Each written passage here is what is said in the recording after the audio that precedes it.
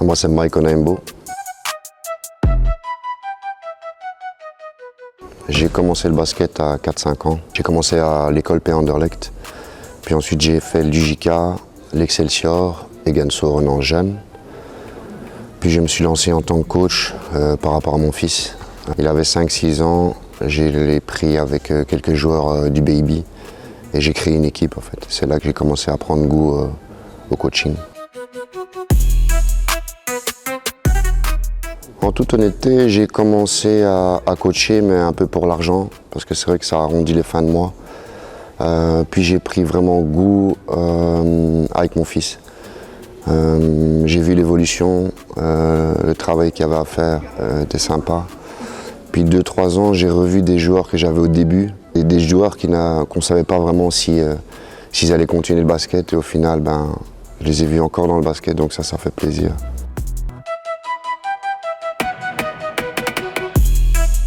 Ma philosophie, c'est un peu comme dans le film Goal. C'est un jeune talent sud-américain qui débarque en Angleterre et il est très fort techniquement. Et le coach l'arrête souvent et lui dit souvent que la passe va plus vite que le dribble et l'écusson avant est plus important que le nom derrière. Donc ça, c'est vraiment très important pour moi. C'est l'esprit d'équipe, les bonnes attitudes, une bonne hygiène de vie. Je suis un coach très actif, je suis très passionné, je vis basket. J'essaie toujours de mettre en place pour faire au mieux chaque jour, de progresser chaque jour. J'aime beaucoup la défense, j'aime beaucoup gagner les matchs en marquant 55 points. Donc voilà, ça c'est un peu ma philosophie de travail. Des défis en compétition, j'en ai pas vraiment eu auparavant.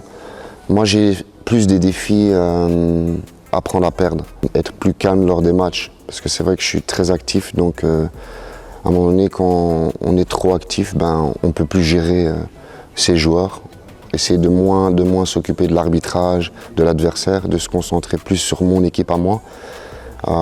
Les défaites m'empêchaient de dormir et m'empêchent encore de dormir, donc ça c'est vraiment un défi sur lequel je travaille, même avec un psychologue.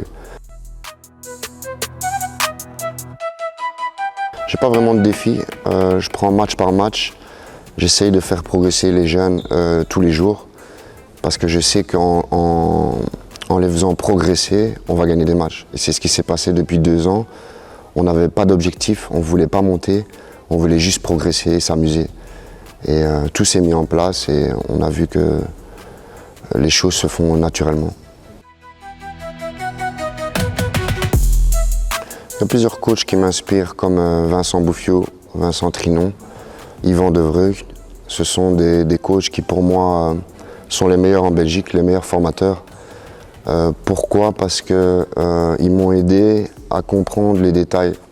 C'est avec les détails qu'on grandit, qu'on progresse. Et quand on discute avec ces coachs-là, on se rend compte qu'il y a encore un monde de différence entre eux et moi.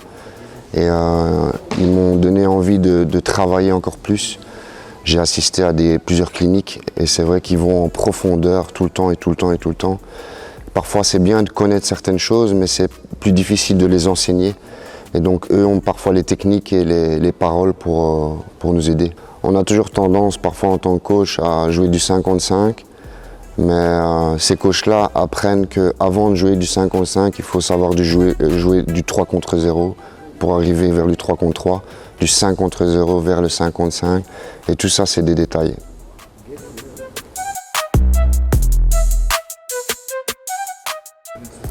Je répétais souvent à mon fils que chaque expérience, il doit prendre sa valise et mettre tout le positif dedans et l'emporter avec lui. Je pense qu'il faut être bien encadré, faire les bons choix et surtout travailler.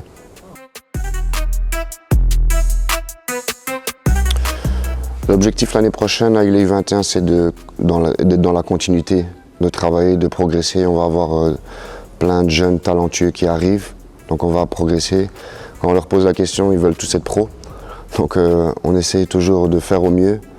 Alors c'est vrai que maintenant c'est plus difficile pour un formateur parce que avant les jeunes restaient en Belgique, maintenant il y a beaucoup de jeunes qui partent à l'étranger. Donc parfois on a un jeune pour 1 an, 2 ans maximum. Avant, on les avait pour 4-5 ans. Maintenant, c'est plus difficile. Donc, il faut accélérer peut-être le travail, travailler plus dur, plus intense. Donc, ça, c'est l'objectif avec l'équipe 21. La R1, c'est bien sûr le maintien, puisqu'on est monté 2 années de suite. Et que maintenant, je pense que le niveau R2 et R1 est quand même différent. C'est plus fort. Et nous, on va être plus jeunes, donc on va faire plus d'erreurs. Mais on va apprendre, on va travailler, on va être solidaire. Et donc ça, c'est les objectifs.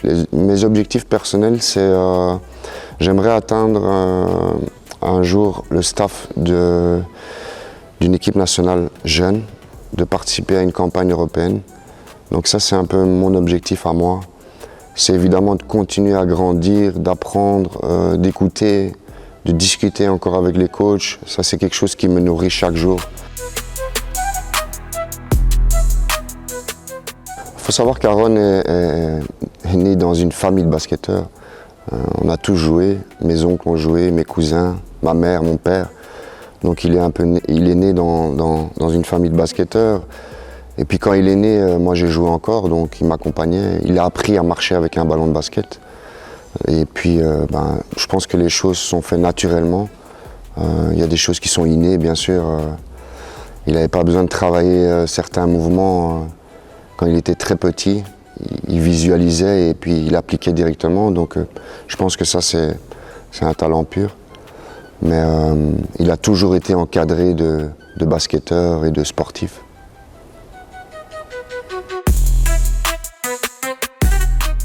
Je pense qu'il faudrait prendre exemple sur certains pays à l'étranger, les mentalités qu'ils ont, la manière de travailler, la manière de se comporter aussi parfois. Aaron a eu dur parfois avant de partir à l'étranger, où il a subi des jalousies. On a la critique facile en fait. On a la critique facile, on critique ce coach-là, on critique ce joueur-là. Alors qu'à l'étranger, quand Aaron est arrivé en Espagne, les parents étaient contents en fait. Parce qu'eux savaient qu'Aaron allait faire progresser leurs enfants. Et c'est ça en fait que la différence entre là-bas et ici, c'est qu'on ne travaille pas ensemble, on travaille les uns contre les autres. Je pense que si on change ça, le basket belge va progresser. Je pense que ça va aller mieux. On va pouvoir discuter, on va pouvoir échanger, on va pouvoir apprendre de chacun.